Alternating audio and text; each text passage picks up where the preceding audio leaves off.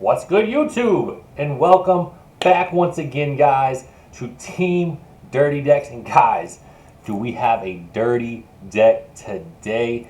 The errata version of Blue Baby, one of my favorite leaders of all time because it has some of the shenanigans of all shenanigans, boys. All right, this is like playing Patchiak, except for you're a blue leader. And you just do the same thing non-stop. Now the win con here is a little bit harder because Planet Tuffle is errated. However, in my experience, you just play the game a lot later than what you were normally doing anyways, and you just swing a bunch more. You have a 30k leader because of your unison, and you start pushing people's shit in a little bit harder if you can, alright? So, Planet Tuffle here, guys. If you guys don't know the errata, make sure you guys know it. If you have a blue battle card on board, you cannot activate the skill here, obviously the permanent, but it usually reduces the cost by 1. Bandai, if you ever see this video, there was nothing wrong with it in the first place. People were just salty. That's me. That's all I'm going to say. I'm going to leave it at that. Swing with your leader, draw a card, awaken at 4, draw 2. Swing, draw a card again, and then you have Overlord. So he's potentially on your awakening turn a 4 draw, and then you can use his once per turn. Look at the top 3 and grab a blue counter card and add it to your hand, and then bottom deck a card. Guys, make sure you know if you whiff off of this skill, you still have to bottom deck a card, and it hurts so bad. Any blue counter card that ever comes out is officially support for the deck, so just make sure you guys keep that in mind when trying to build this for future reference. Guys, before we get too crazy, look at this beautiful mat. First off, this little logo down here that says Pro Mats. All right, Pro Mats makes beautiful custom mats. And if you guys don't already follow Hermit Style, I'm not sponsored, I promise.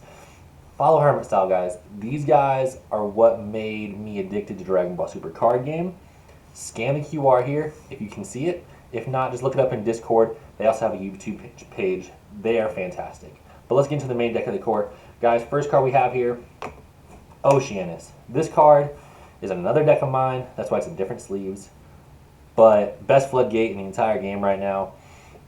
Super generic. You can play it in any deck. You pitch a card, and you literally just say, well, if you're going to play the Oceanus game, I'm just going to win. Or if they're smart, they just pass. Play 4 of this because it is like a baby hatch every single time, all right? Now we're going to go into, where is it at? Here we go. The other floodgates, we have 4 Gohan, and we got 4 Ready to Rumbles. Guys, this is your other floodgate of the deck. Each one of them does 2 things very, very differently, very, very unique here. Ready to Rumble is probably my favorite, especially in the current form of the deck, just because it tells your opponent they have to kill an energy, which puts them back a turn every single time they want to attack after he hit the board that turn. So they swing, they pitch an energy, he's a blocker, that's crazy, and then you just continue from there. Gohan is a little bit less relevant right now, especially after the errata, but he is also a floodgate.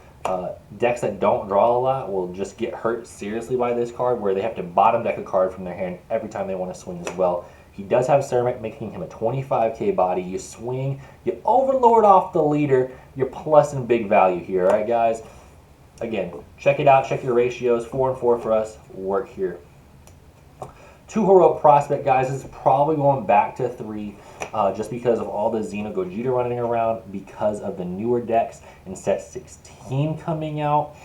Playing this on 2 and on 3 against U7, against Xeno Gogeta, against just deck. Dark Broly is still a deck. You can still play this, guys, and it's a baby hatch. They have to pass their turn back or they're losing so much hand size, all right? If you're going against yellow, side it out, put something else in, all right? We have 2 Bola. Let's put the Hollow Beauty on top here. Don't judge me. All right. She's a 15k body. She blocks a single swing here. She is a servant, and she just puts in a lot of work. In the current iteration of the deck, you can't ask for too much. All right. Like, you can ask for a little bit, just not too much. You top that off with 2 Diabolic Parasite here. Parasite is a 19k body, and he just bottom decks anything being played 4 or less.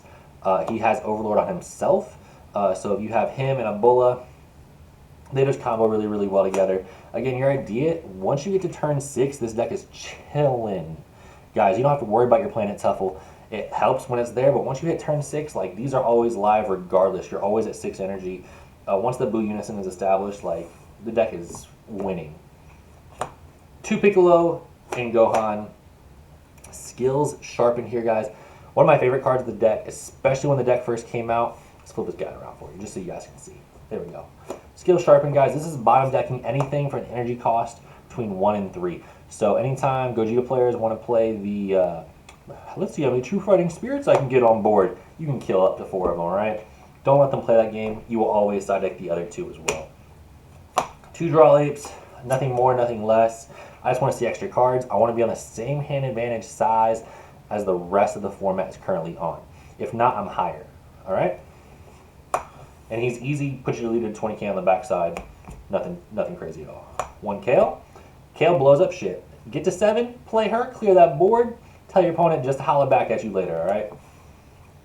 You play 1 Unstoppable here. This used to stop the Celzino from coming down or putting it back up in your opponent's hand. This puts up a lot of weird answers back in your opponent's hand.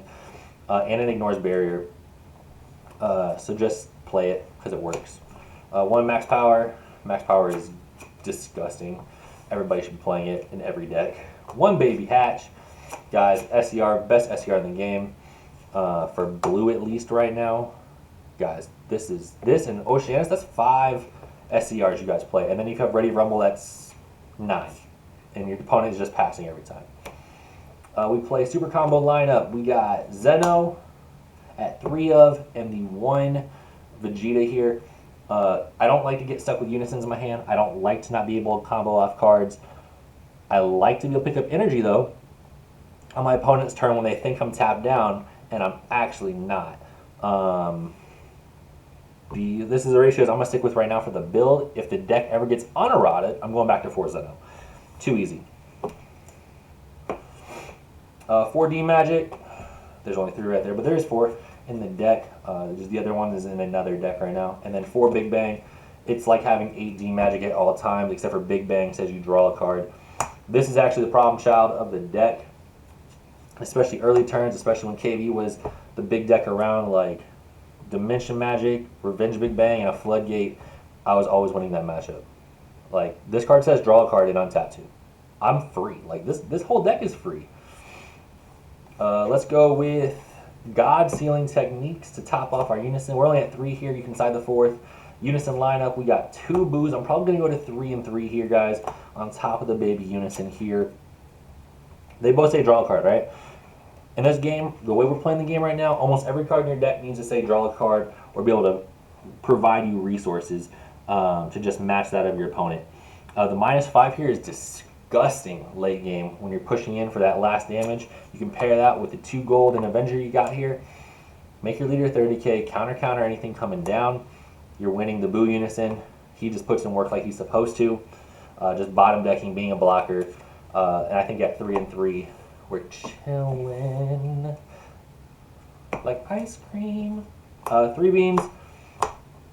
The bean here, I hate, honestly. I hate playing bean, bro. Bean in this deck just feels bad, but it feels like a necessary evil at the moment. If 15k spam ever becomes a thing again, we're expecting it in every tournament, like KV was a while back. This is the card to play. But with the deck, since you're tapping down a lot for your Floodgates very early on, this paired with a Zeno Super Combo is just too good. And then we do run 117, turning the tide. You're turning all the tides, guys. You're putting cards back in hands. Late game, you're going to turn 10, 11, 12. If you can get there, and then you top this off with a little tiny board you have. And 1 Foo Shrouded that's missing. I forgot where he's at. But Foo Shrouded, you know what? Foo Shrouded. Foo Shrouded, just kidding. But that's the other card that combos well with this pretty nicely in the main deck. Again, guys, not everything's here. Not everything's clear. That's because it's late. And I just wanted to put together this video because the boys asked for one. Try out the deck, guys. Give us your version of the deck. I know a lot of people are trying out the 100% Friezas with the Rebirth of Justice. That's possible, but there's yellow counterplays now that do hit that card. Give us your tips. Give us your opinions on what you think of the deck. And just try out Blue Baby. He's not dead. He's not gone, and he's not forgotten. All right, guys? He will always be the Blue Baby hatch. All right? Always. Thanks.